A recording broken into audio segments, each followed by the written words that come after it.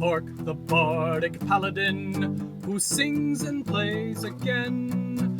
He tells the tales of glory and weaves a magic story. He'll join you at your table and ask you to share a fable. Heroes of humble origin, villains who must be fought again. No matter their skill or prowess, the people in life are countless. So we pray you heed our request. Enjoy this tale of sidekicks and side quests.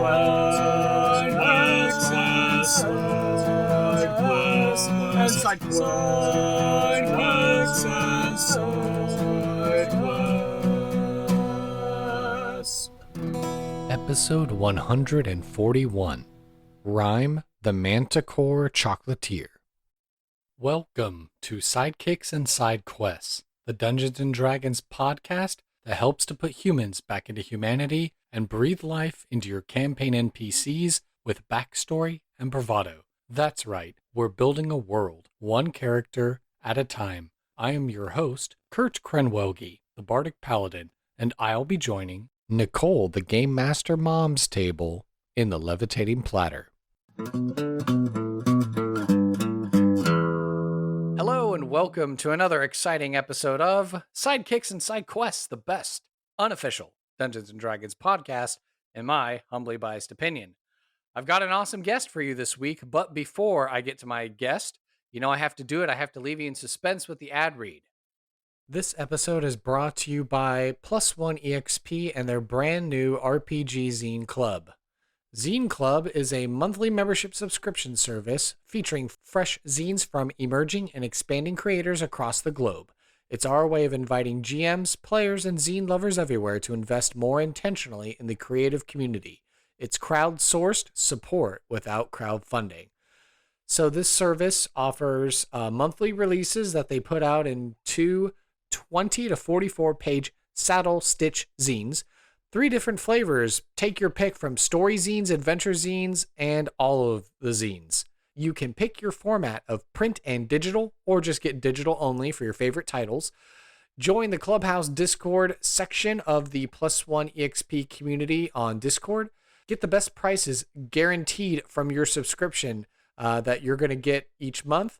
You get a private subscription portal where you can manage your subscription, add products, or change your information. Change your frequency monthly, every other month, something else. You pick how often you want these new titles to arrive. You only get what you want. And if you miss a month, you can always go back and add a title to your recent month's order. Get an annual surprise each February after your first anniversary. Get access to special content with interviews, how to play videos, special content for Zine Club titles. Get a free pizza if you fill out one of the RPG Zine Club passports or redeem it for a free pizza at events where Tony is present himself. You're going to get access to new and known designers, the best voices from across the RPG design community. And know that Plus One EXP and RPG Zine Club curate their zines based on community interest and feedback to help you discover your new favorite creators. There's a DIE focus because Plus One is committed to championing diversity, inclusion, and equity in their projects. Creators with diverse experiences make our community better. So Zine Club prioritizes creating equity for all of our creators. And it's more than a purchase. Your subscriptions will let us invest more heavily in our print partners and provide them with potentially life-changing support by consolidating scores or hundreds of purchases as the club grows. So, if you want to learn more, I would recommend that you go to the website rpgzine.club, again, rpgzine.club, and if you want, go to plus1exp.com, and when you're buying stuff on that site, beard balms or lip balms or beard RPGs or whatnot, and you need a discount code at checkout, be sure to use the code RANDOLPH, RANDOLPH, at checkout and get some savings on your purchase at no extra cost to you. Again, website is plus1exp.com, and the Zine Club website is rpgzine.club. All right, and without further ado, I turn the microphone over to my guest, and I ask, hello, mystery contestant, would you care to introduce yourself? Tell us who it is that you are, and what is it that you do? Hi, yeah, this is Nicole, also known as GameMasterMom, mostly on Instagram, but some other social media places as well. I am a nerd, and I'm also a dungeon master or game master, primarily for kids. I mostly run games for kids or a mix of kids and adults. And my newest title that I'm going to claim is that I am a fantasy children's author. I'm about to publish my first book early in Wow. 2025. Well, that's cool. What's that process been like? Because maybe maybe I myself had dabbled with the idea of like, oh, surely, me and a friend of mine could get together and we could craft the next Tolkien for kids, fantasy epic or something like that. But what's that process been like for you with coming up with the whole story? Yeah, I mean, you absolutely could. First off, you definitely could do that. Luckily, with the way publishing works now, there's so many options to self-publish for not a lot of investment up front if you do it right. So if you have a story in mind, like this story just kind of grew in my mind out of something that I created for my children, the kind of story that I would like them to read that I couldn't find anything else out there that was like it. And I don't know, it took shape and I wrote it down on paper and started working with a really wonderful illustrator. And it's gonna be out for the world to see and hopefully like soon, but the process is great. No complaints about that. One of the things that I love about technology is that it makes it easy to do some of those things without having to, hire a whole publishing team, which could be very pricey. Indeed. Yeah. I definitely know an ancillary amount of stuff in my day job responsibilities. But yeah, as I'm checking out your social medias here, you're also a co-host as well of your very own podcast as well. Yes, we actually haven't launched the first episode quite yet. That's coming Ooh. early 2025 as well. But yeah, the Story Ah. Crafters podcast I host with three other, I want to say professional dungeon masters, but we're probably more like amateur dungeon masters if we're being honest, and just talk all things D&D and crafting and nerd stuff. So, first episode coming soon, hopefully in about a month. All right. Yeah, we're excited to hear about that. I mean, it's been a delight getting to learn more about you and see more of you on social media. Certainly as a father to, a 3-year-old, I myself am like, okay, I want to do D&D stuff with my kiddo. He's showing more interest, like he wants to just play with my dice with rolling them around. He wants to pull out the monster manuals and say, "Oh, here's this monster, let me roll a dice." And then he tells you like if you win or not. So, he's showing an interest. So, finding like-minded, the kids table D&D and now having you on the show. So hopefully, we can Yeah. build quite the synergy and quite the community here. Yeah. Yeah, I think so. I mean, kids take to it pretty quickly, especially if they see their parents playing with the dice and the minis and going through these books with this really wonderful artwork of monsters and heroes. They're all about it. So I love it. I love that more people are bringing their kids into it earlier on. I think that's really great. Which I think is a pretty good segue into the question here. Do you currently or have you ever played Dungeons and Dragons before? Yes, I have. Yes. I haven't had the chance to be a player very much. I've played in, I guess, one campaign and one shot as a player.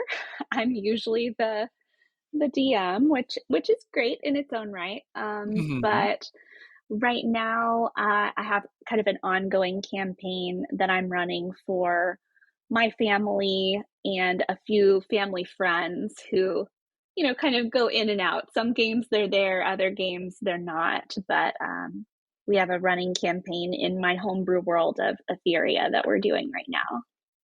Ah, so is it more of like a West Marches style sort of a game, or is it more of like episodic, kind of like TV, like, hey, this is our cast of characters today, and this is the adventure we're gonna go on? I mean, it's pretty. it ties all together. It does sometimes turn out episodic, and usually that's more based on the interest of the people I'm playing with. Like, Sure. for example, my daughter, she just turned 5, but she's super into My Little Pony.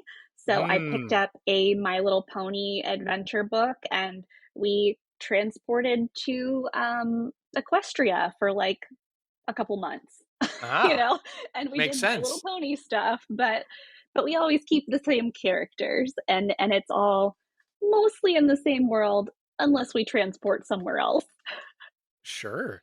And then it's a good balance experience as well, which I know our friends over at the kids table D&D talk about, oh, how critical and character building, education and like social interaction and stuff it is to have, not only kids at the table but like teenagers and adults. So is that you were describing, oh, I'm running it for my children and then our friends and family members and such. So is that kind of the mixture that you're working with too? It's like from the super young to like the more mature? Yeah, we've got, probably our youngest like actual player is like 3, almost 4.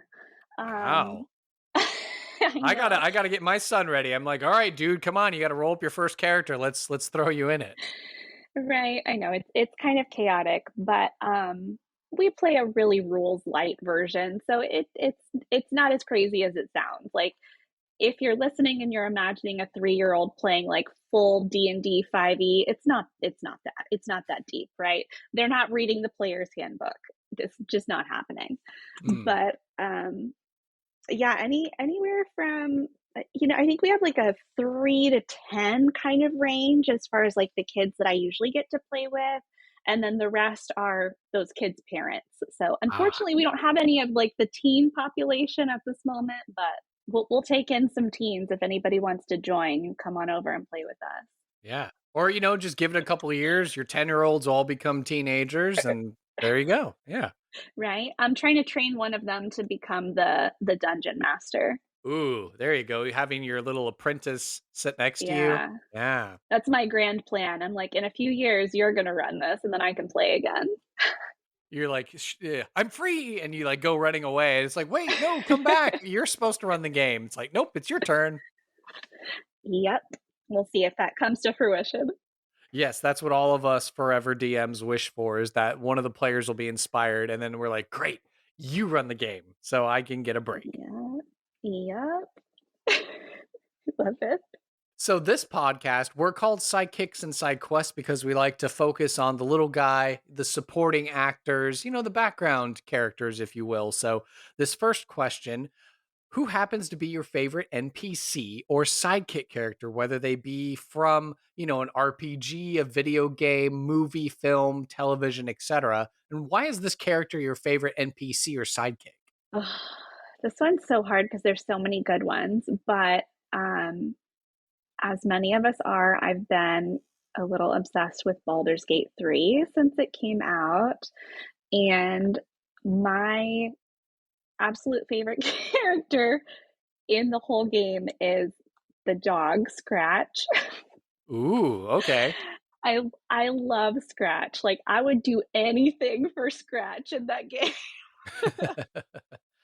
Well, you are talking to someone who purposefully is doing his best to stay ignorant of it because I don't yet have a fancy enough gaming computer or the newest iteration of an Xbox device in order to Oh, play. So I know that this game is just loaded, probably packed to the gills with as many interesting NPCs and sidekicks that you could find. 100%. They're very rich. If you've ever played like one of the Dragon Age games before, I feel like it's a similar level of like character development for the side characters and the companions. It's so good. I can't wait for you to play. You're gonna love it. I know all my life. Well, I mean, it'll be this podcast will just go on an indefinite hiatus. It'll be like, what happened? Oh, Kurt finally got a copy of Baldur's Gate 3. That was the last we saw of him. It'll be like my Yep. college days when Skyrim originally came out, and then I had classmates who just would disappear. And for hours on end, it would be like, oh, it's because they're playing Skyrim today. Oh, okay. All right. Not like you had Yep. a class to go to or something like that. No, no, no. Skyrim. And priorities. Priorities. Priorities. All right, scratch the dog. Well, I will be fascinated to learn more about him. when I finally get around to playing the game in the year of our Lord 2027 or something like that. Um, Yeah. He's long the after its most popularity. loyal, just the goodest boy you could ever meet. You will love him. Excellent. And then let's see, then the flip side of that equation, what happens to be your favorite side quest or B plot element? Again, same sort of criteria, RPG, video game, movie, film, television, literature, etc. And why is this your favorite side quest or B plot element? Okay, I'm kind of embarrassed about this one because I feel like it sheds light on some of my OCD tendencies, but going back to Elder Scrolls Oblivion, Okay. the quest that was like find all of the Nern roots, Okay.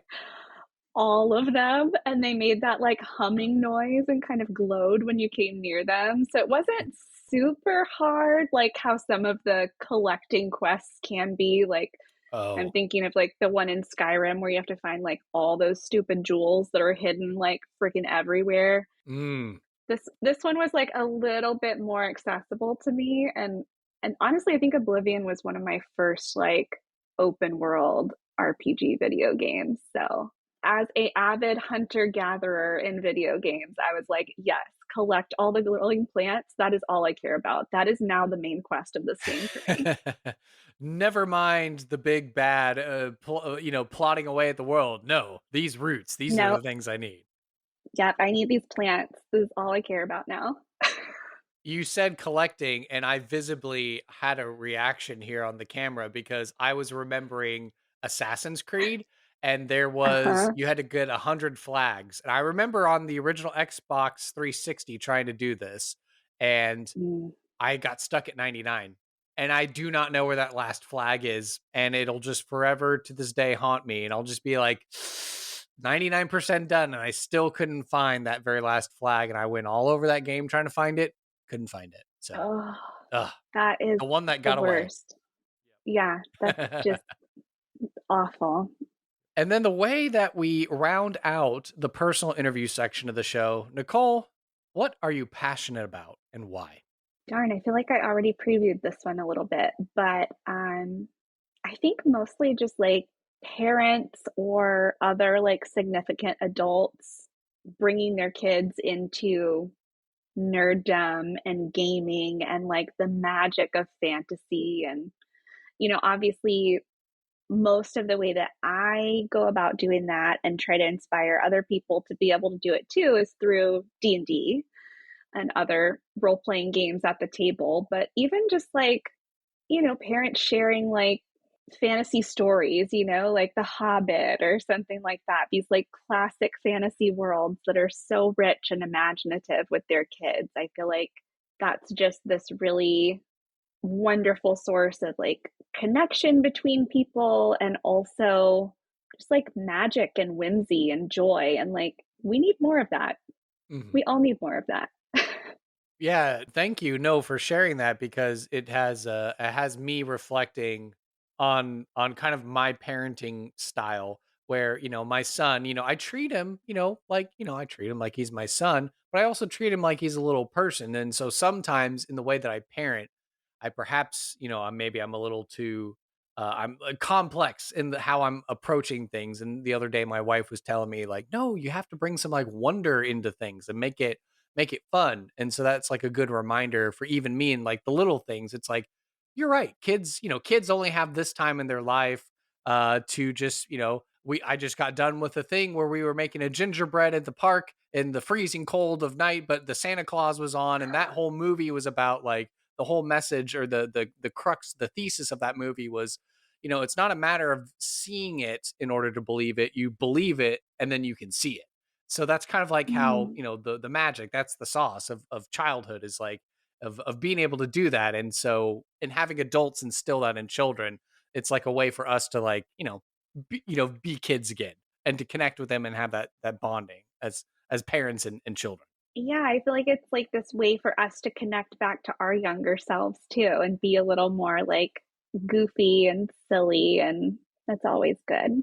Well, my wife would say I never grew up. So, I might have an advantage there, but Yeah, no. Perfect. Yeah, there we That's the go. best. Well, I think that was a fantastic first part of the podcast to the personal interview section. I think it's time to head into some NPC creation.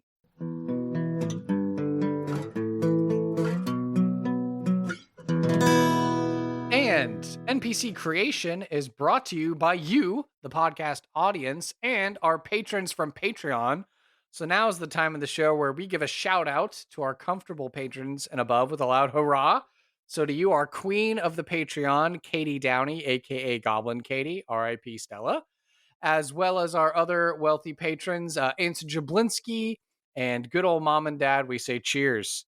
I happen to be enjoying in my D&D mug a double thing of coffee and some coffee creamer because, as I said, I was outside in the freezing cold and I needed to warm the old bones. So again, this Patreon reward is for people who just donate $2 or more a month, and that's what gets you the shout out. But all the folks I mentioned, they're actually wealthy tier patrons, which means they get to introduce an element of chance to our random tables. So if we're going to use those here today, we might hear some of their responses. So if you want to learn more about the Patreon, just go to the show notes below, go to the podcast website, or just go to patreon.com/sidekicks and side quests to find out, learn more about the accommodations that we have awaiting for you within. Help us to grow and expand our operations in the levitating platter, in this demi-plane, and worlds beyond. And Ko-fi, that's a thing too. So Ko-fi, all the stuff. Ba-ding. All right. So now is the part in the show where we get to make up a character. And before we hit the record button and all that stuff, you had said that you had a character that you wanted to bring to us and share with the wider world. You might tweak it, but was that kind of the strategy you were wanting to take tonight? I think so. Is that a good strategy? You tell me. Hey, well, I mean, people have brought their own characters, and that's been fine. But I think a lot of people, they also just like to roll dice and they just like to have fun and have the freedom of creativity. So really, it's on you. You're my guest, so dealer's choice. Hmm.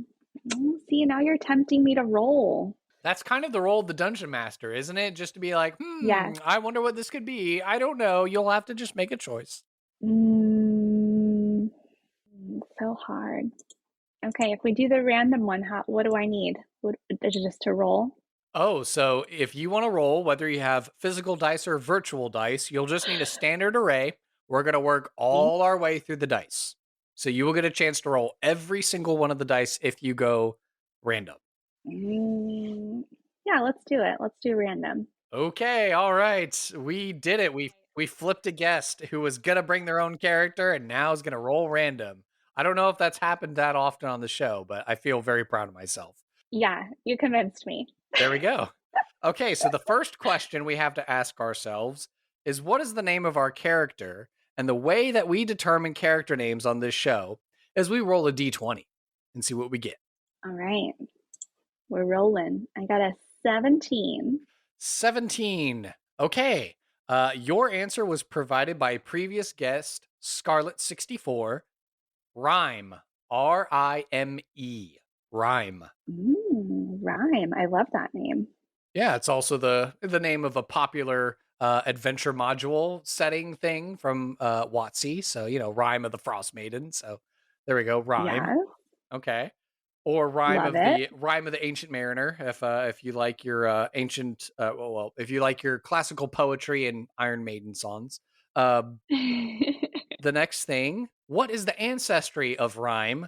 We determine this with 2d10s or a d100 roll. Okay. 74.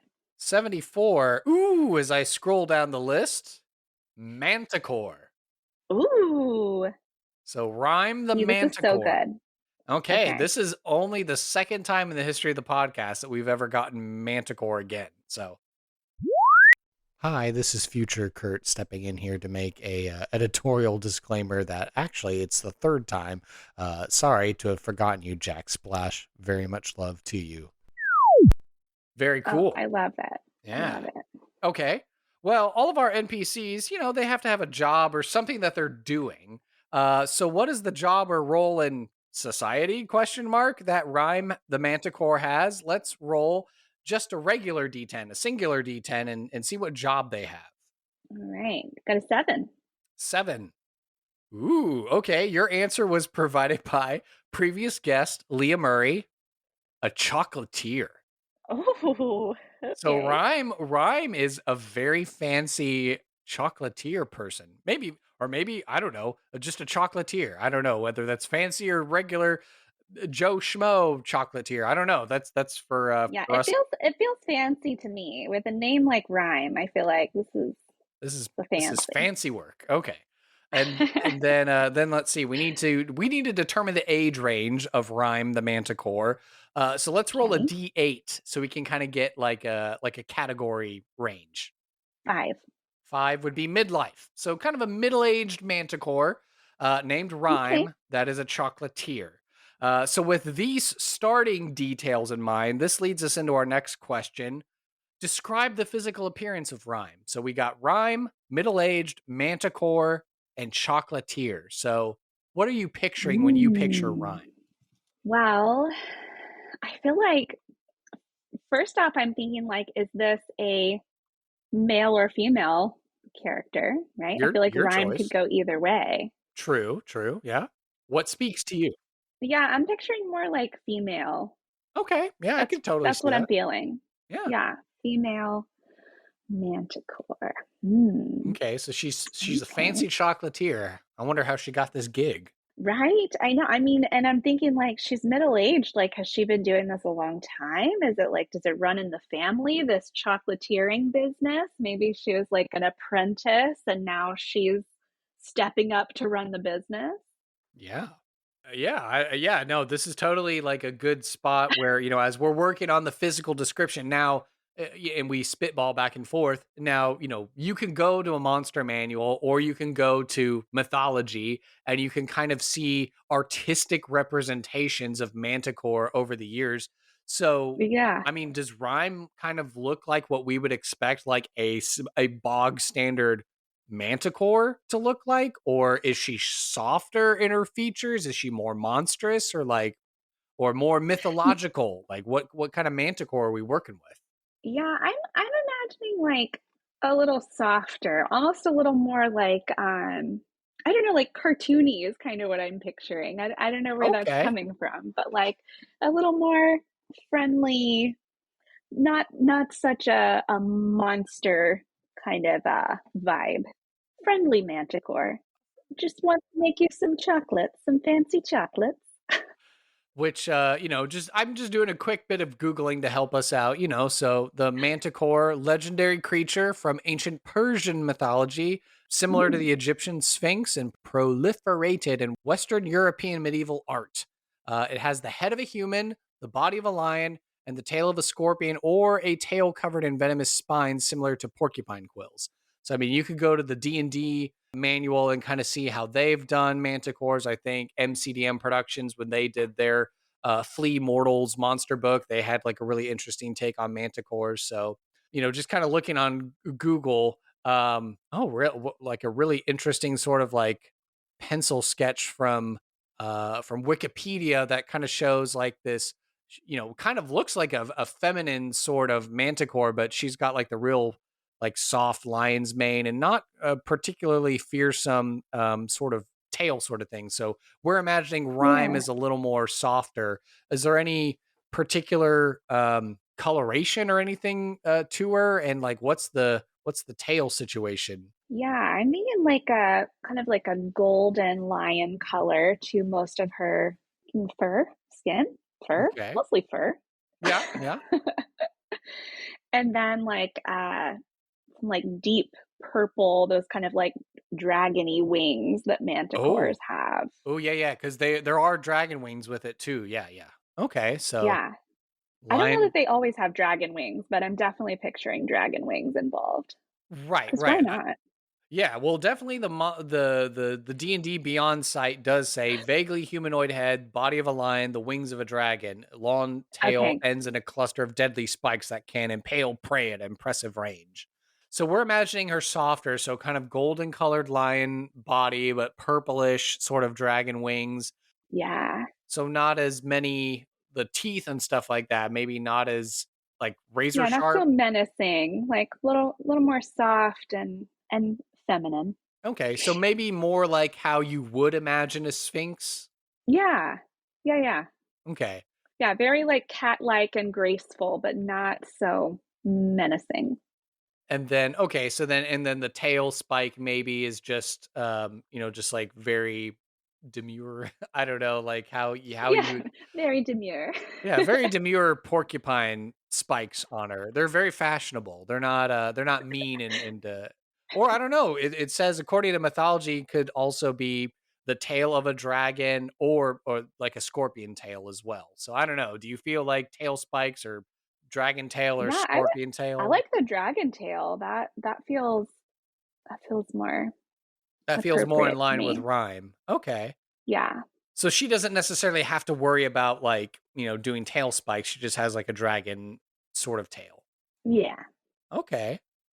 All right, very cool. All right. Okay. All right. Good, good, good. So we're learning more. What kind of helps us as well, not only the physical descriptions of the characters, but we also for role-playing purposes like to kind of come up with some adjectives. So based on all that we've learned, can you narrow Rhyme down with like 3 adjectives of what best describe her as a character? Mm. She is sophisticated. Okay. Sophisticated, good.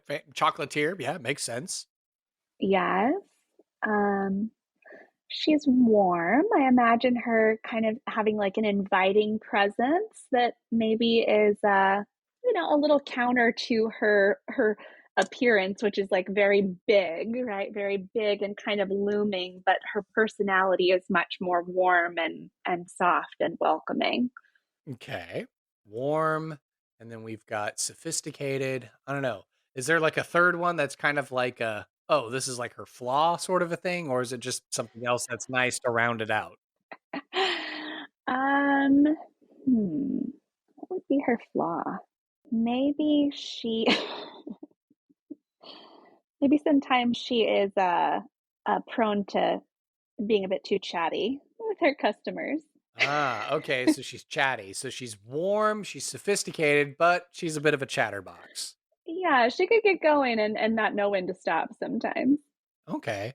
Yeah, so I'm just kind of more curious now. This is kind of a little more free form, like a small departure away from the questions, just to kind of help us understand the character a little more. So how has she ended up as a chocolatier? Like I have personal ideas. Like if I'm gonna absolutely put Rhyme in my game, but like where's the appropriate place to put her in my world? Okay, I have my rationalizations of where she would be, but I'm just kind of curious. Like Mm. you're kind of you earlier you said like cartoonish or like maybe fairy tale esque. So like, is she going to be? Would she be someone that you would see in your daughter's Equestria departure in My Little Pony's realm or something like that? Oh, for sure. For sure. I feel like she would fit right in like Ponyville or some other place like that of I'm imagining that like she has this in like a large-ish city. She's got Okay. kind of a cottagey sort of shop that she does her chocolate Uh, business out of. And, maybe it's been passed on to her from parents or maybe even adopted parents. Seems like kind of a strange business for a manticore to go into, but ooh, interesting. Yeah, so like a manticore egg that was just found by them and then it hatched and then oh, it's a manticore.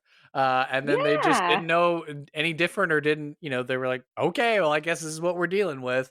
And then they right? just Let's just raise her as our own and teach her the chocolate business. I was gonna say, like, what? So, are we talking like dragonborn parents or something like that? So she's got like a dragonborn mom and dad, like, oh, and then she's got like dragonborn brothers and sisters running around, like, oh, rhyme, like, Yes, oh, your tail bumped this thing again, like, oh, let me pick that up, sort of a thing. yes, yes, yes. I'm feeling it. Okay, yeah. So then that kind of explains the maybe the name. Maybe like Rhyme might be like a dragonborn name, or unless she had like a little there was a name tag or something with the egg before she hatched or something. I don't know. Yeah, yeah. Yeah, I think that that would be a given name, right? Not a name that she came with, but a name that her adopted family gave her. Okay, perfect. So she's adopted into this, where we're just saying for now, Dragonborn, unless you say concretely, like, no, this is the true No, story. Dragonborn is it. Yeah, this is the true story now. The true story. Okay, so she's raised by a Dragonborn family, adopted, and they have this chocolatiering business. And so she works in she works in the shop. Mom and dad and siblings are all still around and all that, helping her, Yeah. working alongside her. Yeah. I'm just curious, like how she's able, like, what's the thing that she brings to the table? Like, she's like literally using like her claws or her wings or her tail to like drizzle like the chocolate in the most perfect way, and like, because Rhyme is here, we can do like the flourishes that we were missing on our Yes. stuff. Yes. Yeah, like she adds her own special kind of flair to it that's different than what they had before, and people just go nuts for it. Okay, okay. And I was just trying to see, yeah, it's not quite like a chimera where there's actual dragon breath involved. So, yeah, I was going to say just the wings and stuff of, and I guess a tail of a dragon, but not necessarily literally dragon's breath or anything like that. So, okay, so she's got Right. this. She's not like doing the creme brulees with her breath or anything like that. Right, that would be your siblings, because are they like fire Right. breathing? Are they fire breathing Yes. dragonborn? Yes. Ooh, okay, so that would mean, if I try and It's a remember all family my. affair. It's a Yeah. family affair. Is it? I'm just trying to remember all the different colorations now. Let's see. Don't mind me just Googling something here in the background. Dragonborn colors. Yeah, okay, here we go. So as I just quickly look. Yeah, so brass dragonborn do fire. And I feel like red, Okay. that's probably a given as well. Oh, let's see. Probably. Here's my here you are list. Okay, fire. So brass, gold, red. I don't know any of those colors standing out to you.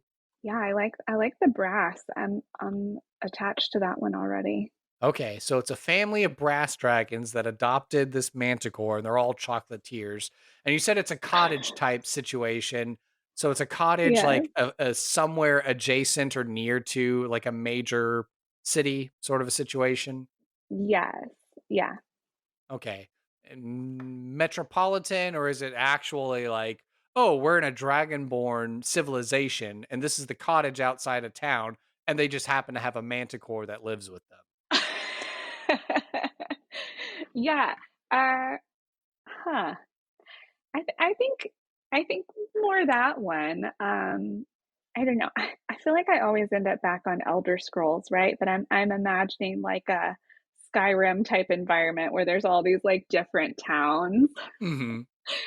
And yeah, maybe their cottage is like right on the outskirts of one of these towns that's primarily inhabited by other Dragonborn. And, Okay. the occasional traveler who might want to pop in and get some fancy chocolate. Because why would you not? Exactly. Why not? And also you need more real estate, literally, because manticores are large creatures. So it's not like, they had to expand onto the business in order to like Right. actually have room for for Rhyme that work behind the counter in the kitchen and making all the pieces alongside her siblings and the rest of her family. Yeah. I love it. And okay, my other question now, because thinking like of real world connections, they always talk about like, oh, the Swiss do chocolate real well. Well, the Swiss are landlocked peoples in the middle of Europe, and then like chocolate and cacao comes from like, South America and Asia and more tropical regions. So how is the chocolate getting to them? Is this a situation of like by trade? It's like, oh, they buy all this cacao and then, they have like a whole family factory on site where they're like, preparing all the cacao and making it, melting it down to get all the chocolate? Or is it like, oh, we're just in a tropical environment and like we just get the stuff ourselves off the cacao trees in the back? No, they've definitely got some trade connections. This is like not a locally sourced situation, but they do get it from, wherever, far, far, Okay. far away across Far, the far away. seas or Okay, from their yeah. trade partners. Yes, and then they produce this delicacy. Okay. Yeah, so the family probably does well for themselves, because if they're the only game in town, in this major, one of the major players in this town, it's like, oh, you might have the fancier chocolatiers done by the Dragonborn, like in the heart of the city, but it's like, oh no, the real secret is you got to go out of the town and you got to find Yeah, this cottage. You can't miss it. It's very large. You would think, why is a cottage this large? It's like, well, you'll find the reason out soon enough. yes, yes, that's it. Okay. All right, so we got some creative juices flowing, and we're kind of understanding the story and the setting that we're gonna, potentially find Rhyme in. And so Mm. now I get to say, and now we get to go back to some dice rolling, because we like all Oh, of our NPCs to have something cool on their person. So, what's going to oh be a yes. valuable item, piece of lore, secret, or ideal or concept that Rhyme ascribes to? This is a combination roll. So, you get to roll a d4 first for the category, and then you roll a d6, and we'll find out what the particular thing is. All right, category is 2. Okay, so this is going to be a piece of lore, and then you roll a d6. That's a 3. Aha. Well, your answer was provided to us by our Patreon supporter, Nicholas Cardarelli of Raised on D&D podcast, The Secret, or Oh, hey, Nick. rather, hey, Nick, sorry, not The Secret, but the piece of lore provided. Rhyme knows that the wheelwright is a trained assassin slash bodyguard. Oh my gosh. Yeah, so how did Rhyme come to know this piece of knowledge? Wow, how did she come to know that? Is he a You know, frequent maybe. customer? She's chatty. Oh, she is chatty. I know, maybe she got him chatting, Yeah. just buttered him up with all that chocolate and got him spilling his secrets. Maybe some of the liqueur chocolates, some of those fancy alcohol infused chocolates. There you go. There you go. Yeah, all her warmth and her chattiness just loosened his lips. Okay. And so then it's, so we described that, oh, this is a cottage outside of a major civilization, out of a major like capital city, we're thinking maybe. So there's like Yes. a hamlet or like not really a suburbia, but just like, oh, this is like the little hamlet before you get to the big town. So the Yes. wheelwright in this town, for whatever reason he's here, but that he's a trained assassin or a bodyguard of someone. So is there someone important in this hamlet that the wheelwright is a trained assassin for? Like, oh, I do Mm. work in the city because I work for the Assassins Guild, or I don't know. Or are you just kind of leaving that up to whatever dungeon master is going to use Rhyme and by extension this trained assassin bodyguard wheelwright guy? Yeah, I mean, I don't know, like, why is he there? I wasn't thinking that there was somebody that he worked for locally. I was thinking like he was posted out there kind of in, you know, in Nowheresville, not by anyone important, but just to Mm. be kind of, on the lookout or surveying or sending back information. Or is it a situation of there was that movie that Viggo Mortensen was in where he was like, "Oh, I used to be the assassin and now I leave the quiet private life, but I get pulled in." It's like the same concept behind John Wick. Like, "Hey, I used to be a trained Yeah. assassin. I left that life behind because I just wanted to live the simple life." And so is it just like, "Oh, I'm here in the community. I am the wheelwright. This is what I do day in, day out, but you know, like my Yeah. past, like, oh, because I'm working, my shirt slips and I have like some sort of deadly tattoo that gets revealed for a split second before I adjust my shirt back or whatever." Yeah, I love that. Like, this is his retirement gig. Okay. So the retirement gig for the nearby wheelwright in this hamlet, that's a trained Yes. assassin. So it's like, so the player character's like, "Oh man, like we need to hire someone to like help us."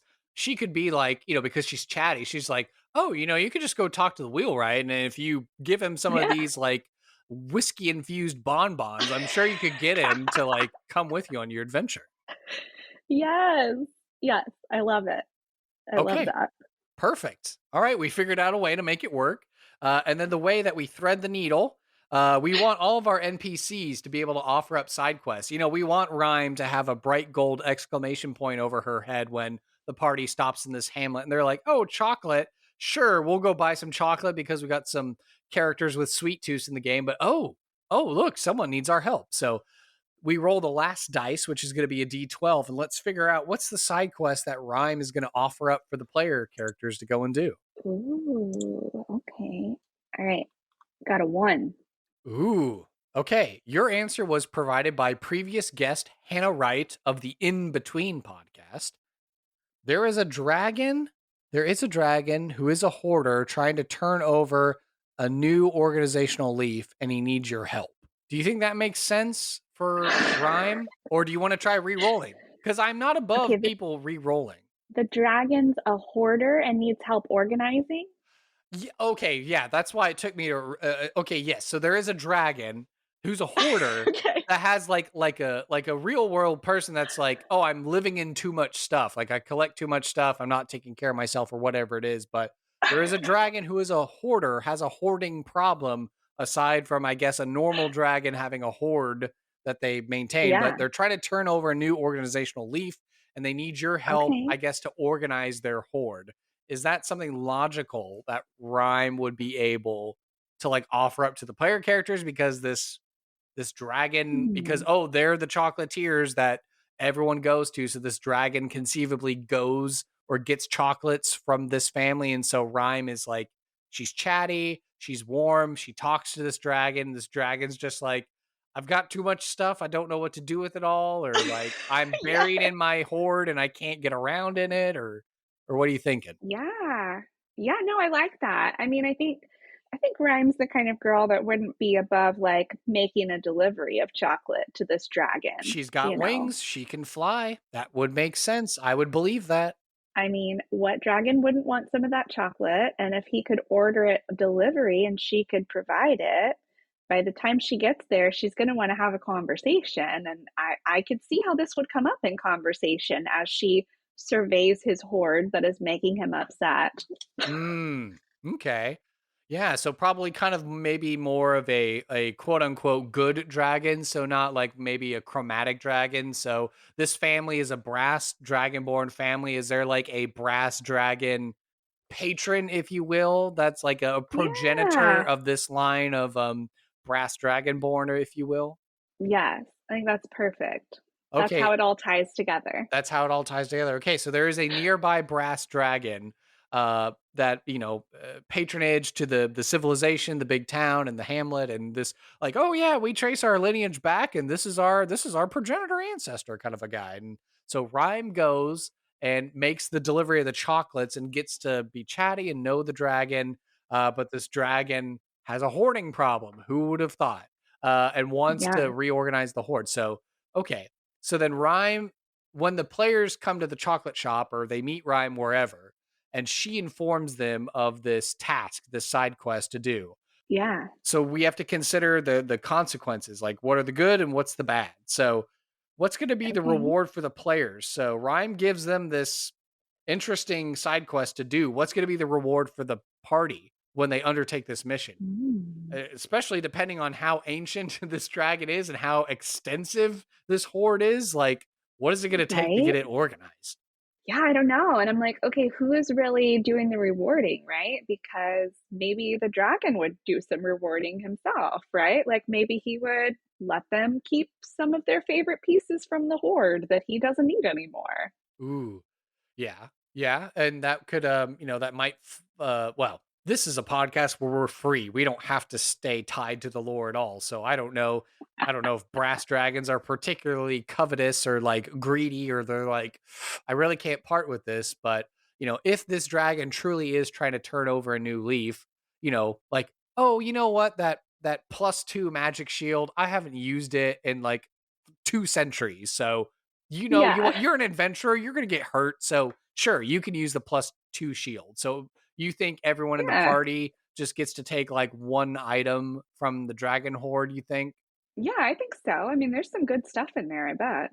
Okay, yeah, yeah. And then dungeon masters can kind of scale with the party of like, oh, this is like a young dragon, an adult dragon, or maybe even an ancient dragon, then you fix the lore to be like, oh, they're just related to us. The family's like, oh yeah, that brass dragon's related to us. Third cousin once removed on my mother's side, kind of a thing. Yes, yes. Okay. Love A- it. All right. So the party goes, they help organize the horde. They make this dragon's life better. They get to walk away with a piece of treasure from the horde. Yeah, That sounds pretty cool. yeah, And then do it you think does. Rime would be willing to offer the player characters anything once she hears like her good friend, the dragons, feels much happier and better that his place is better organized now?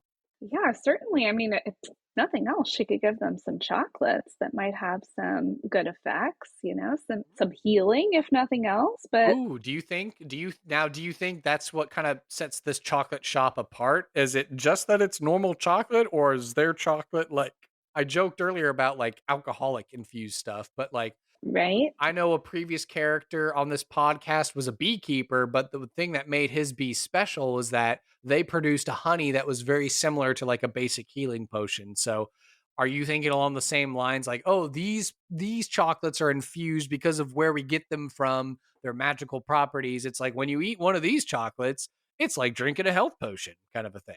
Right. Yeah, like it helps your stamina or health or something. Okay. It gives you temporary hit points or like whatever you're thinking. Yeah. Okay. All right. So yeah, dungeon masters, you can certainly play with that. Yeah. So okay, so she's willing to give you some of these like special chocolates that this family is known for making. I'm sure they could do like regular chocolate too, but like the pricey thing, Yeah. the thing that helps keep the family really in business is that they're like, oh, we know how to make like the special bonbons or whatever. Yes. Yeah. Okay, very cool. But then, of course, we also have to consider the consequences of the flip side of the Mm. equation. So, what's going to be the consequence of failure or refusing the call to the adventure? So, if the players get to the dragon horde and they're like, "Yo, this is a young brass dragon. We can take on a brass dragon," and they decide to like take that dragon out and try and like steal the horde for themselves, or they're just like, no, we're a dragon, are you crazy, we're gonna get barbecued, no, we're not gonna do it. So like in either sort of case, what's gonna be the consequence for the party? Mm. Darn. Well, I mean, my like selfish kind of hope, if I was the dungeon master, is if they decide to fight that dragon, I'm gonna be beefing up that dragon so they get pummeled because I do not appreciate that choice. But to each his own. Yeah, I mean there are murder hobos and there are players that just like to kick the hornet's nest just to see what will happen because hey, Yep, there's no consequences to my real life. It's not like I get to go fight a dragon and its horde every day. So, okay, well, and true. it makes sense. Like, yeah, a dragon in his horde would be stronger than like normally outside of his horde. Right. Yeah, he's gonna be strong, and there might even be some environmental things that mess you up in there too. Just depends how upset I am. Okay, so yeah, so it's gonna be like you're not gonna make it an easy fight for you don't think it should No, be an easy fight. I don't think it should be an easy fight at all. Okay, so consequence there is like you're in a dragon fight's home turf. So good luck surviving that if you can. Yeah. Good Okay, luck. right. But okay, so say that example, they take the path of violence, they take the evil karma, the renegade path, if you will, and they come out on top. And this dragon is dead. They raid the horde. They take it all for themselves. How is Rhyme going Mm, to react to that? Because she's the one who told them, like, "Oh my, I love this guy. Like, he's my friend, and right? you should go help him." And they're like, that she was trusting that they were going to do the right thing, but instead they did the wrong thing. So, how is Rhyme going to react to this? Yeah, Rime is not gonna be happy about that, and I don't know that many of the other dragonborns are either. I mean, I think this is their guy, right? This is Mhm. their ancestral patron. I think the whole town's gonna be Mm. Yeah. Okay. So like the entire community turns hostile. yeah. Yeah. Like, don't ever come back here or we will fight you. Yeah, and because this is a hamlet that's nearby the big city, so it's like if they start stirring up trouble in the hamlet, all they have to do is go to the big city, and now suddenly armies of dragonborn probably riding wyverns and drakes and all other sort. They have other dragons on their side as well that they can just call to sick on the party to go get them and stuff. Yeah. So just Oh, yeah. a series of escalations. Yeah.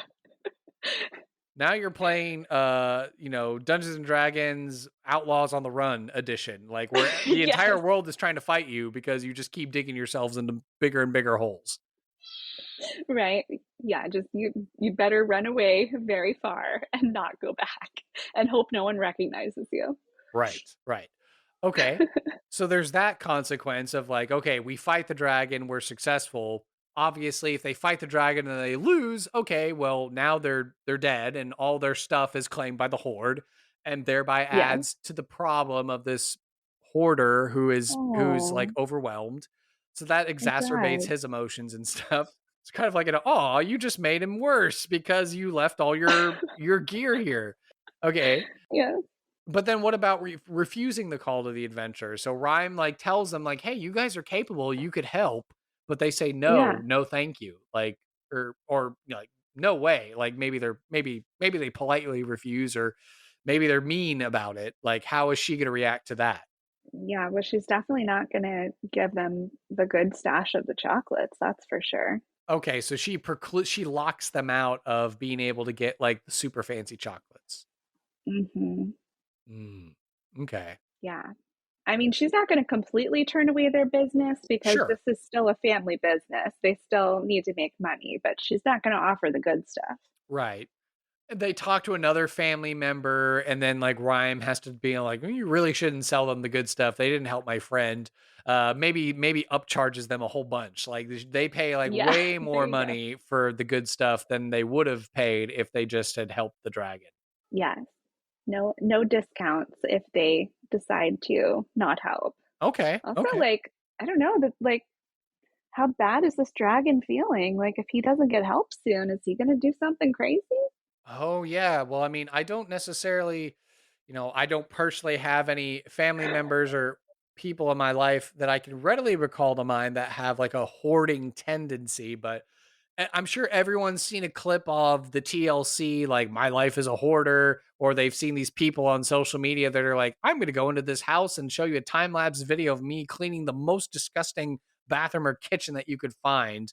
Yeah. Yeah, so I mean I guess this dragon must feel worse, have worse mental health and spiral into a depression and just like I know in The Hobbit, they talked about like a dragon sickness, but that was more of Mm, about a greed thing, but maybe it is a type of dragon sickness in like a depression or like bad mental health that just kind of like like overflows out from the dragons horde and like expands further into the region, especially if we're imagining like an ancient level dragon. They do have regional effects. They affect regions because of their vast amount of arcane power that they have within their bodies.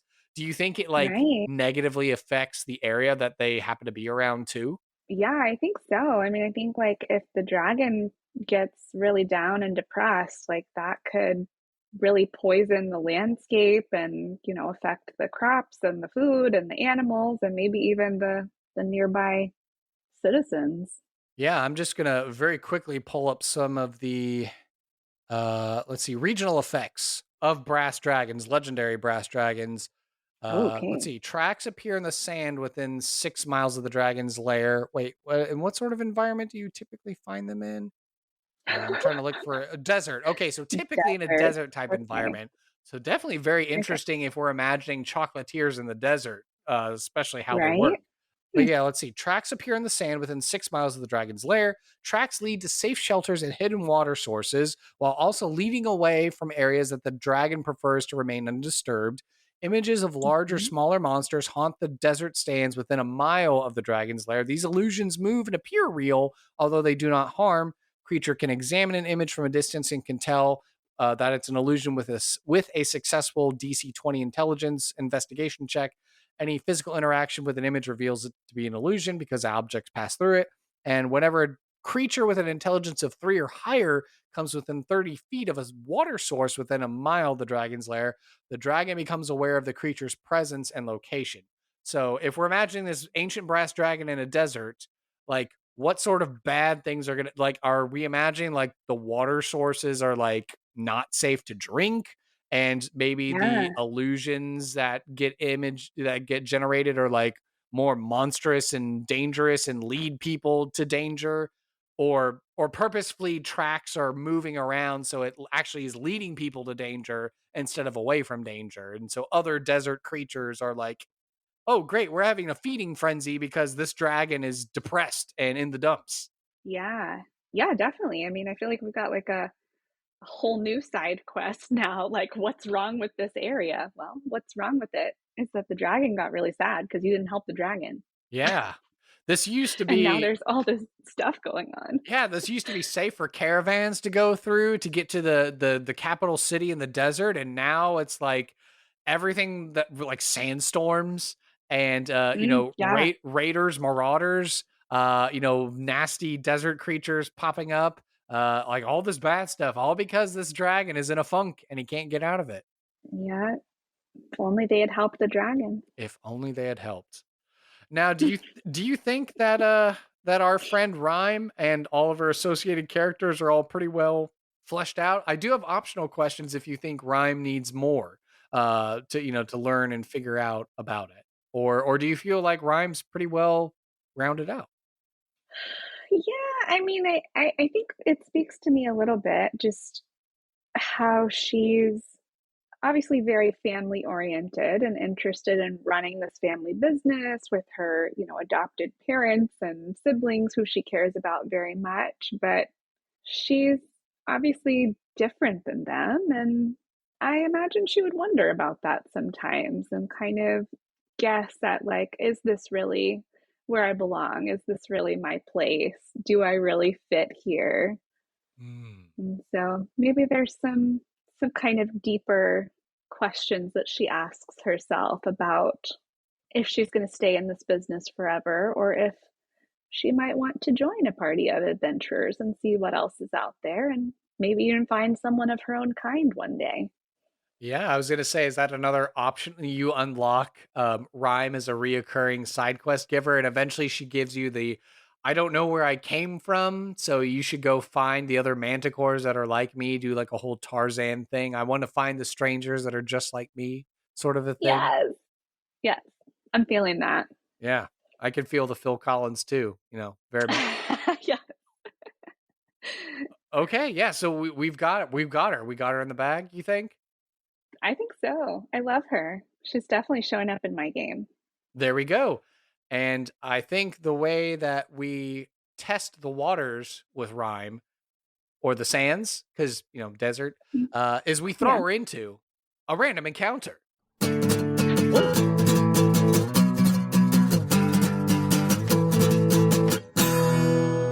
This random encounter is brought to you by my sponsor, Zencastr. Zencastr came into my life when I didn't think I would need it, but now I definitely need it with trying to raise a family and keep the podcast episodes flowing and all that stuff, and not trying to keep myself awake for all hours of the night trying to get these episodes edited. Thanks to Dane and Benjamin over at Dispel Magic showing me this service, I was hooked. And I decided to become a paying member so I could get access to all these awesome tools with editing and getting these great episodes to you. So it is so easy and super easy now to record a podcast with Zencastr. You log into your browser and you start recording a high quality podcast right away. You could record studio quality sound and up to 4K video with your guests. Feel a sense of zen. Knowing Zencastr's multi-layered backups ensure you always have your recordings in the highest quality, even if the connection is unstable.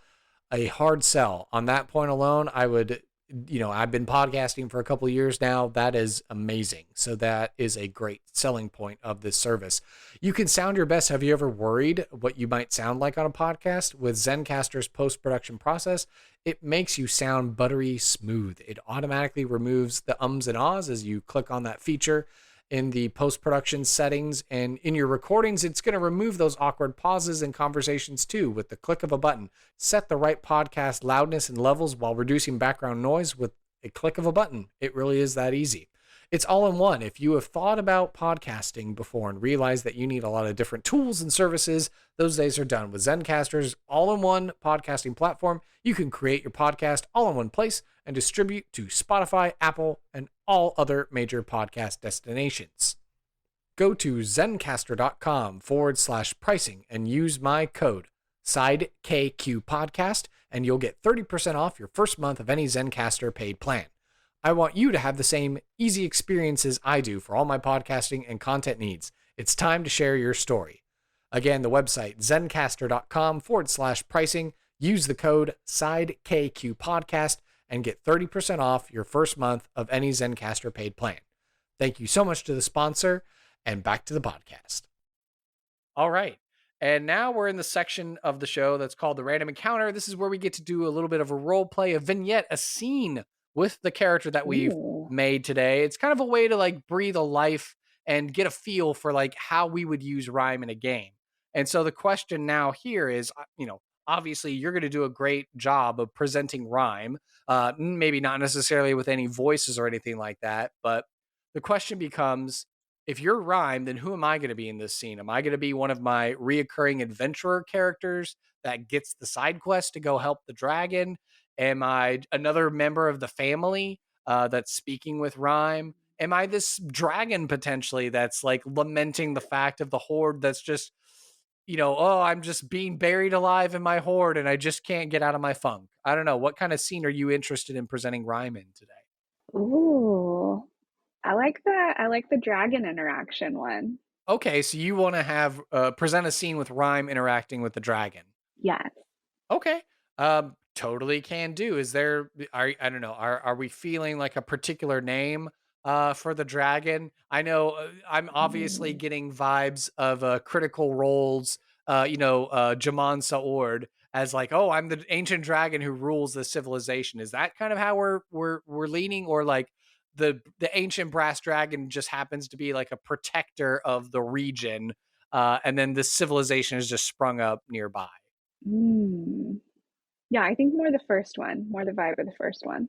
Okay, so if I was thinking of like the Sultan, the Emperor, or something like that, is that kind of like what you're thinking we might refer to this dragon character as? Yeah. Okay, all right. So we've got a team of a team up here that we're gonna do in this scene. So would you like to set the scene, or would you like for me to set the scene? I'll let you set the scene and I'll just jump in. So we find ourselves in the sprawling, expansive deserts, and the civilization has cropped up in the desert. And how did it do it? Why, it was done by the emperor, of course, the emperor who happens to be the ancient brass dragon of these lands.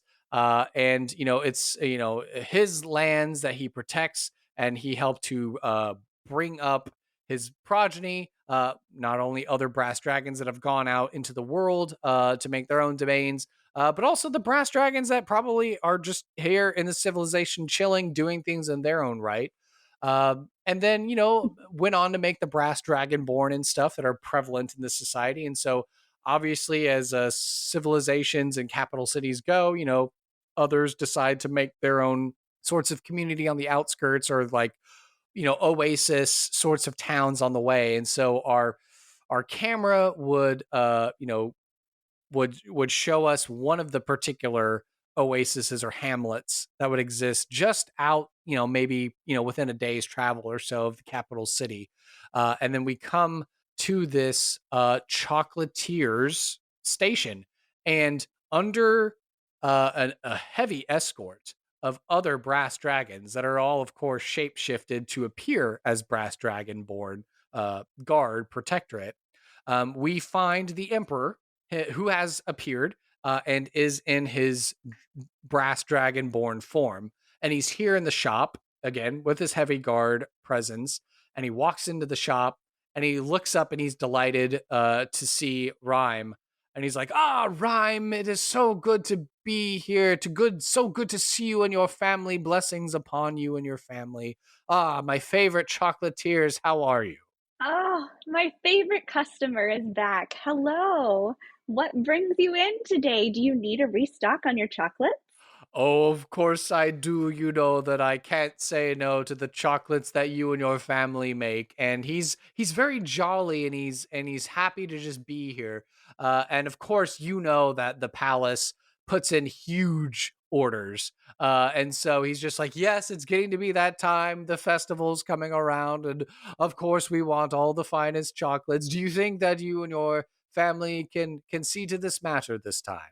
Yes, and Rhyme is just so excited, very, very happy to see her customer, and she runs to the back and says, "Hold on, I've got just the thing. We just started this new chocolate with a very special drizzle that I think you'll be quite fond of. Let me go get you some to taste test."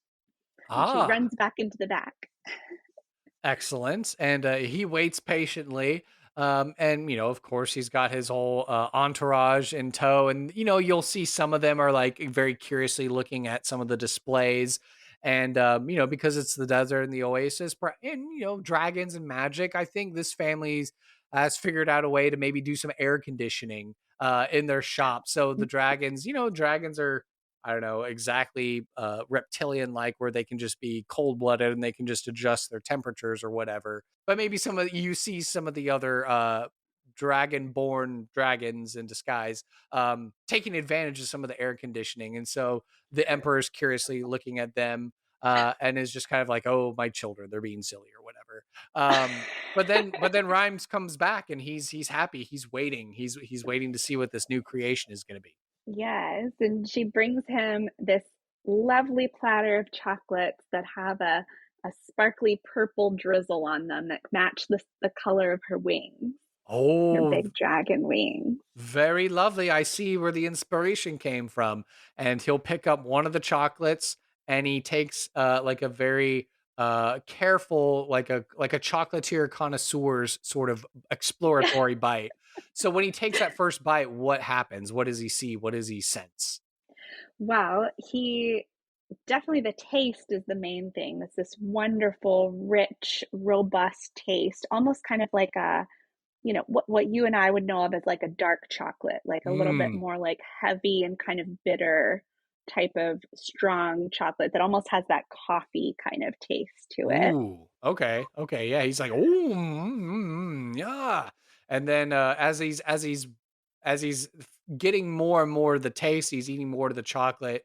What else is happening? What's the other effect? What's the special? Yeah, so he starts to feel this kind of like warmth spread through him, and starts to feel more I don't know, more energetic. Like he could run faster, or he could do more things and fight Ah, stronger. these are wonderful. And however many more chocolates are on this platter, he just like grabs them all and like eats them all in one go. He's just like, this is amazing. He doesn't even let his children have an opportunity to try any of them because he's the emperor. Like he does what he wants. Yep, Uh, yep. but he's just like, oh, these are fantastic. And you said you could get more of these for the festival, yes? Oh yes, of course. Of course. Very good. And then he'll motion to one of his children, who's one of these dragonborn bodyguards, and he will say like, yes, yes, the do, get the paperwork, do the thing, and then like the child bows in respect to the emperor, and then we'll work with your family to get the other things. But I wonder if here to kind of plant the seed and to give that chatty, friendly nature to Rhyme as well. After the taste and the sensations have kind of left and subsided within the Emperor, you kind of see like a forlorn sort of like world weariness sort of like set into his eyes, and he just kind of like looks off into the distance, and it's like he's like eating the chocolate was like some sort of way of him like chasing a feeling that was fleeting ever before him, but now it's left him, and he's like kind of like sad that like, oh well, one, I don't have any more of these chocolates to eat, but then two, it's like pointing to something deeper in him that's like bothering him. Yeah. Yeah, and Rhyme notices his expression, and comes a little closer and says, Is something bothering you?" You are wise. You are wise, fair Rhyme, to be a counselor. Many, many great rulers should be so lucky to have someone as wonderful as you in their life to tell them the truth when others would just give you nothing but flattery to your face. And so he like leans on the counter and he's just like, "Yes, my richness, my hoard. I I have too much. I have a literal embarrassment of riches, and it is Horrible problem tiring. to have. Yes, it is tiring. It is sad. I do well. The caravans, the trade, all of it. All of it comes to the palace, and the. It's just it's. I don't know. Can one have too much? Mm.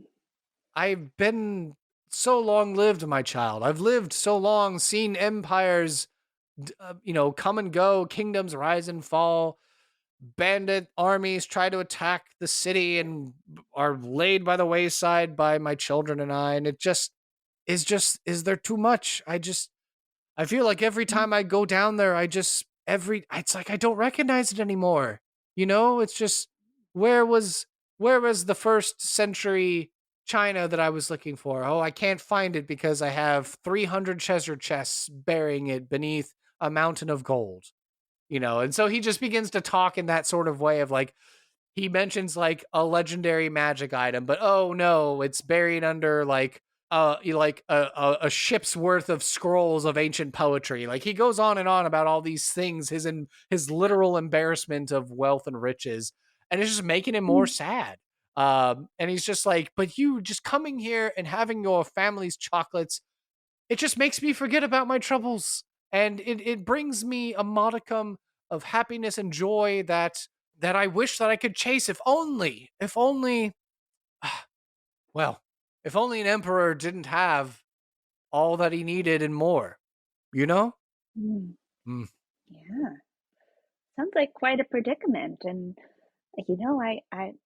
I wouldn't know what to do with that, but maybe I'll be on the lookout for someone who has such skills, that could help you to organize, declutter, get it together. Maybe Oh, some nice shelves, it could be very lovely. oh, oh, yeah. And then he turns to his children, and they begin to speak in a completely different language. And then his children are maybe chiding him, but he's like, no, no, no. Rhyme knows what she's talking about. She does not feed me flattery. She speaks truth, and like kind of berates his child, and the child's like, all right, fine, Dad, you're right. It's just like she knows what. Yes, and he's like, I will appoint this task to you by right as me as emperor. Yes, you will find the worthy who can rearrange, breathe life, bring light, bring levity to a poor emperor's heart. Yes. And Yeah. and he's starting to get inspired now. He has his little juice of feeling happy and buzzed because he's like, okay, now I just need, this is what I need to do. And like he won't, like his children are like, well, we could do this. He's just like, he will not hear from them. He's just like, no, Rhyme will know, and I will wait for her I'm to tell me when she finds the worthy. And so then he's like, all right, it's time to go. Like I'm in my mood. I'm in my positive mood. We're gonna go do something now. And so his one child will finish with the order, and then his retinue of dragonborn in disguise will now leave the shop. And is there any last thing that the scene would close out with Rhyme and her family before it ends? Yeah, she's just, looking very thoughtful and thinking to herself, like, who would I know that could do such a thing? She's trying to like imagine who might be able to do this, like Marie Kondo kind of organizing feat for her favorite customer. And scene. So yeah, we did it. I I love love Rhyme. it. Yeah, and I love I the love Emperor Rime. too, and his whole, maybe he'll find his new groove in the end. Who knows? I think hopefully he will if our adventures are helpful. Well, there you go. Well, now there's a whole new idea of like the Emperor's New Groove, and instead of it's a dragon that gets turned into a llama or something like that. Oh, I'm stuck in a llama form and I can't get out of it. Like, oh, if we just get back to my palace, then I can become a dragon once again or whatever. Such a cute movie. I love that. Yeah, very good. All right, yeah. So we made it through the random encounter. So how do you think it was getting to be Rhyme? It was fun. Yeah, I like it. Definitely, it kind of puts me back in that space of like doing encounters and characters, and I love doing that stuff. I think it was interesting here in the end, like literally going in to this section when we were like, oh, it's a brass dragon. I was like, what sort of environments do brass dragons typically live in? It's like desert. Okay, we've shifted. I was thinking like it Yeah, was gonna be like a temperate, modest forest sort of environment. It's like, oh, now we're in a desert. So we've got like, stuff like everything from like Qatar and stuff like that. So somewhere like a Qatar or Saudi yeah. Arabia Definitely or different than what I was imagining in the first place, but I like it. yeah. It's got a good flavor to it. Yeah, especially yeah, definitely. And yeah, an ancient brass dragon surely would have quite the amount of extravagant wealth. And now I'm just For curious sure. to explore this emperor character more and just going on more lists of like, oh, I would love to find that holy avenger that I got from that one hero in the first century long ago. But alas, it's Yeah. under a metric ton of solid gold or whatever it happens to be. Just more and more Right. ridiculous things that he keeps naming. Um, but yeah, definitely even higher stakes now that we know it's an ancient brass dragon. It's like you're going to have alluding back to our character creation when we were like, oh, what's going to be the negative consequence if you fight a brass dragon, an ancient brass dragon who has an entire empire at his beck and call. Yeah, Yeah, bad it's gonna news be a bears big for sure. problem for you. Yeah, Yeah. All right. So yeah, love now it. we're in now we're here in final thoughts. So I like to speak with the guest and then get their feedback and pick their brain and just find out how their experience was being on the podcast. So Miss Nicole, did you have a good time being on the podcast and all that stuff? Yeah, this was so fun. I love that we got some of this creative juice flowing here in the second half. That was really fun and unexpected. I wasn't quite ready for all of that, but I'm glad it happened. I liked it. Yeah, and you feel confident that you could stick rhyme and this whole civilization ruled by an ancient brass dragon in the desert in your game with your kiddos and your family and all that? For sure, and I think I will. I really like these characters that we created. Well, there we go. And if they show up in a future adventure story that you publish, then I'll definitely know that this podcast has done its part to make its stamp on the Yeah. world. So yeah. So the way that we'll end the podcast, so it's not like an awkward thing, is that I'll leave the microphone, the soapbox, the stage, the platform to you. So where can people find you online? What projects and things have you got going on? And any passions or causes that you want to be making us aware of? Let us know. Awesome. Yeah, again, I'm Nicole. Game Master Mom is my business and my handle on, I think, all social media platforms. The place I'm the most active is on Instagram. If you want to actually connect with me, I do respond to messages and stuff. I'm just a little guy still, and my projects coming up, 2025 is going to be a pretty big year for me. I'll be publishing my first children's story book, which is about kids diving into the world of role playing games as characters with their mom. So that's a really cool story within a story that hopefully you guys will get to check out. I'll be talking a lot more as it gets closer to the launch date about that on all my social media platforms and making sure everybody knows what the launch date will be. Nothing quite yet, but should be first quarter of 2025 for sure to get that out. Shortly after that, I'm hoping to have my tabletop role-playing game published, which is basically like D&D ish, but really light rules to play with kids 3 and up. So those will be coming out next year and or this year, depending on when this comes out, 2025. And yeah, I'm just excited to be here and to keep connecting with other parents and other significant adults who want to bring their kids to the table and share the magic and the nerddom with them. And the Story Crafters podcast, we want to make sure we all follow and subscribe to that in our RSS feeds, right? Yes, absolutely. Follow the Story Crafters podcast as well. We will be starting that here pretty soon. We've got a few episodes recorded, but we haven't actually put anything out quite yet. So stay tuned, be on the lookout for the Story Crafters podcast as well. And as I'm looking at the schedule, hopefully if I have my act together, because at time of recording, I was supposed to have an episode out to you. Hopefully I can get my business together and get that out. Hey, I'm a single guy. I'm a one-man band over here, so I'm trying to do it all. And thank you Yeah. all, audience, for being supportive and helping out. But if I have my act together, then this should be our Christmas episode. So certainly, if you any Christmas well wishes you want to share, certainly we want to do that. Thanks for listening to this podcast on Christmas Day. You should be spending it with your family and not listening to podcasts. But if you've already unwrapped your presents and you've had your rich Christmas dinner feasts and banquets and all that stuff, after you're done with all of that, and the family is gathered around ye old podcasting radio, then you can put this on and have a good time. Yeah. Love that. All right.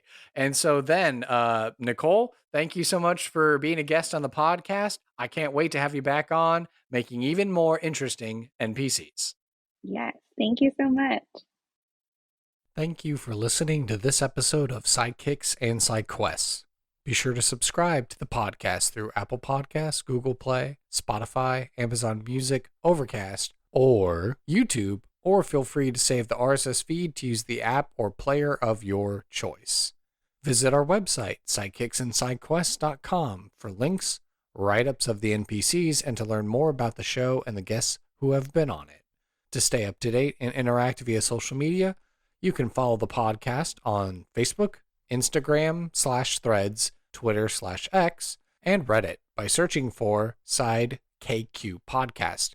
You can also find our small Discord community as well online. I would love to talk D&D and showcase your fan art, stories of how you used our NPCs, discussions, and commentary. And hey, if you'd like to hail the bard and send me a message, an email, you can do so by communicating with sidekicksandsidequests@gmail.com. To help this show be the resource it's meant to be, I ask that you leave a review on iTunes, 5 stars, please, to help spread the word and share our podcast with your friends and family. Whether you're a veteran player or an aspiring dungeon master, there's something here for everyone, and I want to hear about it. As mentioned in the NPC creations section of the podcast, I do in fact have a Patreon for Sidekicks and Sidequests. If you love this podcast and what we're trying to do here, I would appreciate it if you would just go to the website, patreon.com/sidekicks and sidequests. No matter your lifestyle expenses, we have wonderful rewards at every level of Patreon membership tier. Modest, comfortable, wealthy, and aristocratic accommodations await, and we welcome all patrons to the Levitating Platter. Seriously, your financial support allows for this passion project to continue to invest in itself through the tools that will take our production to the next level, as well as provide more content for our patrons and the community at large. Please consider supporting me on Patreon if you can.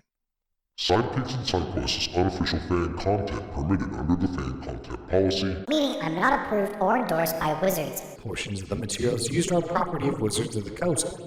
Copyright Wizards of the Coast, LLC. Thank you for your support, and I'll see you at the pub next time. Bar to rock on 1, 2, 1, 2, 3, 4.